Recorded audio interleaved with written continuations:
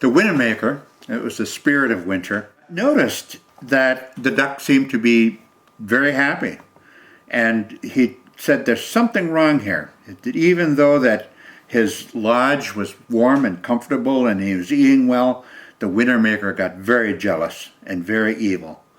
So he was angry at the duck and the defiance of the cold blast of winds he would send down to him. He appeared happy and contented as if it were summer. The Wintermaker said, I'll send weather he can't possibly master.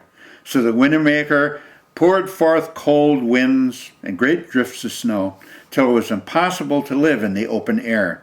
Still, Shingebis kept his warm fire going, managed to locate fish, and bring them in the worst of weather.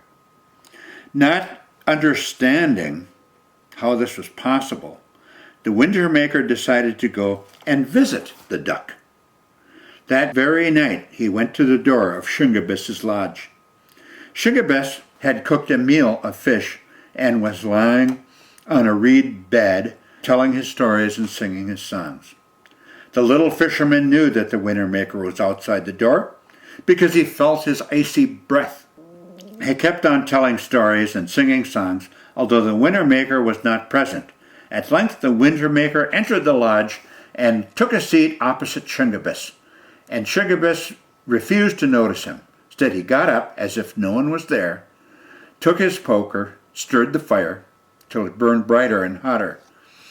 All the while, he continued to tell his stories and sing his songs. As it got hotter in the lodge, tears started to flow down the Wintermaker's cheeks. These increased so fast, he said so himself, I can't stand it, I have to get out. So he went out and left Shingebis to his stories and songs. Now truly upset with the duck, the Wintermaker decided to make the ice so thick that Shingebis could not get any more fish. Still, by persistence and great diligence, Shingebis managed to pull up the frozen reeds and find an opening in the ice to go down for fish. At last the Wintermaker had had enough. I cannot defeat him, he said. He must be aided by some great Monadou. I can neither freeze or starve him. He is a very singular being, and therefore I'll leave this land to him. And so the Wintermaker moved further north, and as it warmed up, the summer birds returned. Now, I like this story because it tells you how to live through the winter. There are people who live in northern Minnesota today who hate it and suffer through most of the season.